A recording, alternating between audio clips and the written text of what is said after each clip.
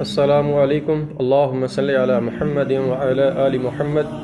تو جی اسٹوڈنٹس اور ناظرین، کیسے ہیں آپ؟ مجھے امید ہے کہ آپ اللہ تعالیٰ کی فضل و کرم سے بالکل ٹھیک ہوں گے، اور آج کا جو دن ہے وہ ہم سب کے لیے انتہائی خوشیوں اور سعادتوں اور برکتوں والا ہے، کیونکہ آج کے دن جو ہے وہ رمضان المبارک کا مہینہ، جس کو اللہ تعالیٰ کا مہمان مہینہ کہا جاتا ہے، اس کی آمد ہے، اس کی گھڑیاں جو ہیں، اس کی جو ساعتیں ہیں وہ شروع ہو چکی ہیں۔ تو آج چونکہ ہمارا جو چینل ہے وہ lesson by Ali Akbar school ہے، اور اسکول میں اسٹڈیز کے ساتھ ساتھ اصلاحی اور اسلامی جو ویڈیوز ہوتی ہیں وہ ان کا بنیادی حصہ ہوتا ہے۔ تو اسی سلسلے کو جاری رکھتے ہوئے ہم نے آج رمضان المبارک پہ بات کرنے کے لیے اس لیسن کو چنا ہے، اس ویڈیو کو ہم نے سلیکٹ کیا ہے۔ تو جیسا کہ میں اللہ پاک کے کلام سے اس کا آغاز کرنا چاہوں گا، اللہ تعالیٰ قرآن مجید میں ارشاد فرماتے ہیں، یا ایھا الذین آمنوا کتب علیکم الصیام کما کتب علی الذین من قبلکم لعلکم تتقون۔ اے ایمان والو، میں نے تم پر روزے فرض کیے ہیں جیسا کہ میں نے تم سے پہلے لوگوں پر فرض کیے تھے، تاکہ تم پرہیزگار بن جاؤ۔ یہ وہ بنیادی آیت ہے جس میں رمضان المبارک کا جو بنیادی مقصد ہے وہ بیان کیا گیا کہ میں نے تم پر روزے فرض کیے جیسا کہ تم سے پہلے لوگوں پر فرض کیے، اور روزوں کا فرض کرنا جو ہے وہ کس لیے تھا، آیت کے آخر پر اس کا مقصد بیان کیا، لعلکم تتقون، کہ تم پرہیزگار بن جاؤ۔ یعنی کہ اگر سارا سال ہم نے اپنی زندگی کو پرہیزگاری سے تھوڑا اپنی کوتاہی اور لاپرواہی کی وجہ سے دور رکھا ہے، تو اب اللہ پاک ہمیں موقع دے رہے ہیں کہ ہم اپنی زندگی میں رمضان المبارک کی ساعتوں اور گھڑیوں کو پا کر اپنے آپ کو پرہیزگاروں کی صف میں شامل کر لیں۔ تو جی ہاں، یہی وہ بنیادی مقصد ہے رمضان المبارک کا، اور اسی کے اوپر ہم آج بات کریں گے کہ ہم نے رمضان المبارک کا جو مہینہ ہے اس کو کیسے گزارنا ہے، اپنے جو نارمل روٹین کے کام کاج ہوتے ہیں ان میں کیسے ہم نے تبدیلیاں لے کے آنی ہیں، اپنے اخلاق میں تبدیلی لانی ہے، اپنی عبادات میں تبدیلی لانی ہے،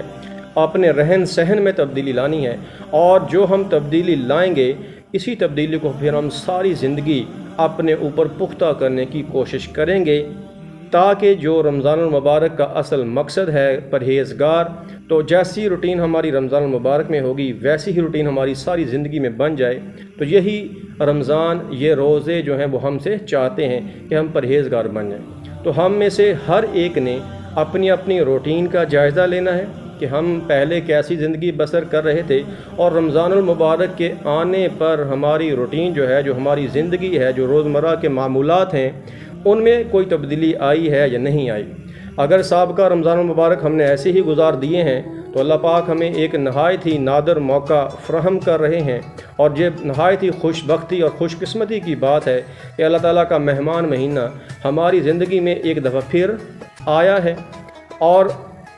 اس شخص کو بھی بدبخت کہا گیا ہے کہ جو رمضان المبارک کے مہینے کو پائے اور اپنی بخشش نہ کروا سکے۔ تو ہم نے اپنی انتہائی زیادہ کوشش کرنی ہے کہ ہم اپنے آپ کو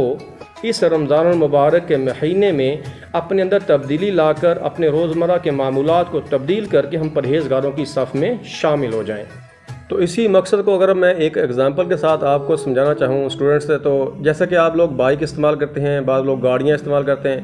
تو ان کی حفاظت کے حوالے سے ایک عمل آپ ٹیوننگ کا کرواتے ہیں۔ آپ سمجھتے ہیں کہ اگر میں نے اس کی ٹیوننگ 1000 کلومیٹر تک نہ کروائی یا اتنے فاصلے تک نہ کروائی تو اس کا انجن خراب ہو سکتا ہے، میری گاڑی کو نقصان ہو سکتا ہے۔ بالکل اسی طرح سارا سال ہم اپنے واجبات فرائض سے دور رہتے ہیں، ہم ایمان کا جو ہمارا جو لیول ہے وہ لو ہو جاتا ہے۔ تو اس کی ٹیوننگ کے لیے اللہ تعالیٰ ہمیں یہ مہمان مہینہ رمضان المبارک عطا کرتا ہے کہ اس میں آپ اپنے اعمال کی، اخلاق کی تجدید کر سکیں، تو اور اللہ تعالیٰ کی رحمتوں کا جو نزول ہے اس کے ہم حقدار ٹھہر سکیں۔ تو ہم میں سے ہر کسی نے جس کا جو بھی پیشہ ہے، پروفیشن ہے، اس میں تبدیلی لانی ہے، اس کے معمولات میں تبدیلی لانی ہے، سب سے پہلے میں اپنی اگزامپل دیتا ہوں. میں ایک ٹیچر ہوں, تو مجھے ٹیچنگ کے جو فرائض ہیں اس کے ساتھ ساتھ اس بات کا خاص طور پہ اہتمام کرنا ہے کہ میں اگر پہلے روزے جو ہیں وہ مس کرتا رہا ہوں, روزے چھوڑتا رہا ہوں, تو میں اللہ تعالیٰ سے توبہ کروں اور اس رمضان المبارک میں سارے کے سارے روزے رکھنے کی نیت کروں. اگر آپ کی صحت اچھی نہیں ہے تو اللہ تعالیٰ اس میں برکت دیں گے اور روحانیت بھی آپ کو عطا کریں گے, اور ہمت, برداشت اور حوصلہ سبھی آپ کو عطا کریں گے اگر آپ نیت کر لیں. تو سب سے پہلے آپ نے رمضان کے سارے روزے رکھنے کی نیت کرنی ہے, اور اس کے بعد اگر نماز میں آپ کوتاہی کرتے رہے ہیں تو روزہ رکھ کر آپ باجماعت تکبیر اولیٰ کے ساتھ ساری نمازیں پڑھنے کی کوشش کریں. اور بہت ہی مایوس کن یہ حقیقت ہے کہ ہم میں سے جو پڑھے لکھے ایجوکیٹڈ پرسن ہیں وہ بھی ایک دفعہ جب قرآن حکیم کو قاری صاحب سے مکمل کر لیتے ہیں ناظرہ پڑھتے ہوئے, تو بعد میں ساری زندگی ان کی قسمت میں نہیں ہوتا کہ تلاوت کر کے شروع سے لے کر آخر تک قرآن پاک کو ایک دفعہ مکمل کر لیں. تو اگر آپ ایسے لوگوں کی صف میں شامل ہیں تو اللہ تعالیٰ سے توبہ کیجئے اور اس رمضان المبارک میں تلاوت کر کے کم از کم ایک قرآن پاک ضرور ختم کریں, اور پھر اس کے بعد رمضان المبارک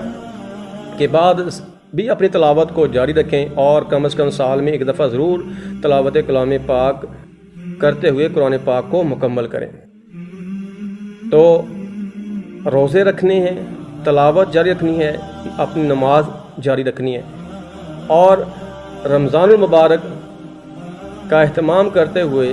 جیسا کہ ہم سب جانتے ہیں کہ ہمیں اپنی عبادات کو بہتر کرنے کے لیے زیادہ محنت کرنی تھی, لیکن ہم کیا کرتے ہیں, ہم زیادہ محنت جو ہے اپنے کھانے پینے کو بہتر بنانے میں لگا دیتے ہیں. جیسا کہ ہماری گھروں کی جو عورتیں ہیں وہ ظہر سے پہلے ہی کھانے پینے کے انتظامات کرنے کے لیے شروع ہو جاتی ہیں, وہ سارا دن جو ہے کھانے پینے کے انتظامات میں ان کا گزر جاتا ہے. حالانکہ ہونا یہ چاہیے تھا ہماری افطاری سادہ ہوتی,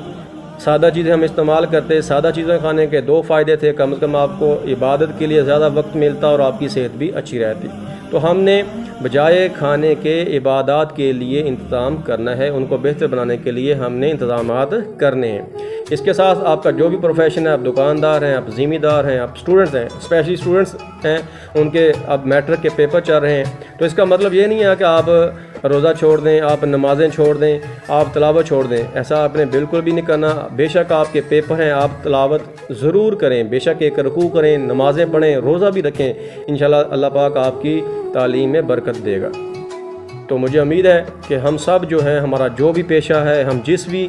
عمر کے جس بھی حصے میں ہیں, ہم سب کوشش کریں گے کہ جیسے کہ ہمارے گھر میں مہمان آتا ہے, ہم اس کی خاطر مدارت کرتے ہیں, اس کے لیے کھانوں کا انتظام کرتے ہیں, اس کے لیے آرام و سکون کا انتظام کرتے ہیں, ہم کوشش کرتے ہیں کہ وہ کسی بھی قسم کی جو ہے اس کو ہم سے شکایت نہ ہو. تو اسی طرح اللہ تعالیٰ کا مہمان مہینہ ہمارے پاس آ چکا ہے, اس کا احترام کیجئے, خود بھی روزے رکھیے, اپنے بچوں کو بھی اس کی تلقین کیجئے, اور اپنے گھر میں پورا ایک اسلامی عبادات کا ماحول بنائیے تاکہ اللہ تعالیٰ کی رحمتوں کا جو نزول ہے ہم اس کے حقدار ٹھہر سکیں, ہم اپنے ایمان کی تجدید کر سکیں, اور جو عید کی خوشیاں ہیں وہ ان کو صحیح طریقے سے منا سکیں. تو مجھے امید ہے کہ ہم سب کوشش کریں گے, اللہ پاک ہم سب کو ہمت بھی دے, توفیق بھی دے. تو اسی کے ساتھ مجھے اجازت دیجیے. اللہم صلی علی محمد وعلی آل محمد. السلام علیکم.